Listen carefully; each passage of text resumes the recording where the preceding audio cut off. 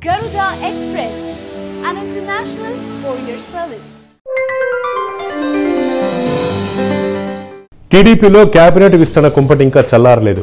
పైకి అంతా బాగానే ఉంది అనిపిస్తున్నా కూడా సీనియర్ నేతలు మంత్రులకు ఏమాత్రం సహకరించడం లేదట.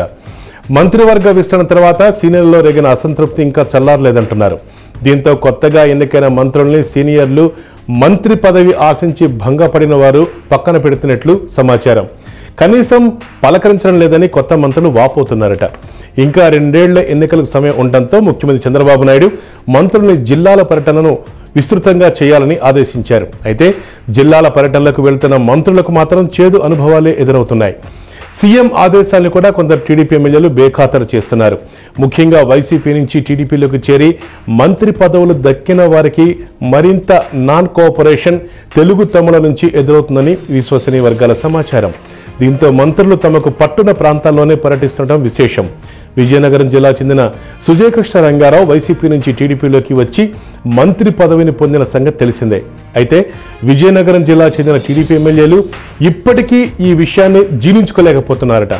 రంగారావును కలిసేందుకు కూడా టీడీపీ ఎమ్మెల్యేలు ఇష్టపడటం లేదని ఆయన తన సన్నిహితుల దగ్గర వాపోతున్నారట. ఇక పశ్చిమ గోదావరి జిల్లాకు వస్తే అక్కడ పితాని సత్యనారాయణ కూడా చివరి నిమిషంలో మంత్రి పదవి దక్కించుకున్నారు. పితానికి మంత్రి పదవి రావడం ఇష్టం లేదని పశ్చిమ గోదావరి జిల్లా టీడీపీ ఎమ్మెల్యేలు నేతలు ఆయన దూరం పెడుతున్నారని తెలుగు తమ్ముళ్లే బాహటంగా అనుకుంటున్నారు. ఆయన పాల్గొన్న సమావేశాల్లో కూడా పాల్గొనేందుకు ఇష్టపట్టలేదట. కనీసం తమ నియోజకవర్గాలకు కూడా ఆహ్వానించడం లేదని తెలుస్తోంది. ఇక నెల్లూరు జిల్లాకు వస్తే నెల్లూరు జిల్లాకు చెందిన సోమిరెడ్డి చంద్రమోహన్ రెడ్డిది అదే సిచ్యువేషన్. ఆదాల ప్రభాకర్ రెడ్డితో పాటు ఆనం బ్రదర్స్ కూడా సోమిరెడ్డికి దూరంగానే ఉంటూ వస్తున్నారని సమాచారం.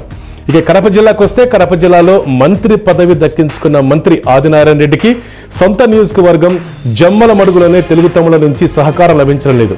వీరు గ్రూపులుగా చేరి ఆదినారాయణ రెడ్డి సమావేశాలకు గైర్హాజరవుతున్నారని తెలుస్తోంది. దీంతో తనకు పట్టున్న ప్రాంతాల్లోనే ఆదినారాయణ రెడ్డి పర్యటిస్తున్నారు.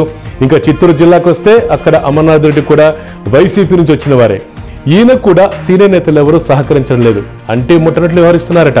దీంతో అమర్నాథ్ రెడ్డి తనకు పట్టున్న చిత్తూరు జిల్లాని పడమటి ప్రాంతాల్లోనే ఎక్కువగా పర్యటిస్తున్నట్టు సమాచారం. దీంతో పార్టీలోని సీనియర్లకు మంత్రులకు మధ్య బాగా గ్యాప్ పెరిగినట్టు తెలుస్తోంది.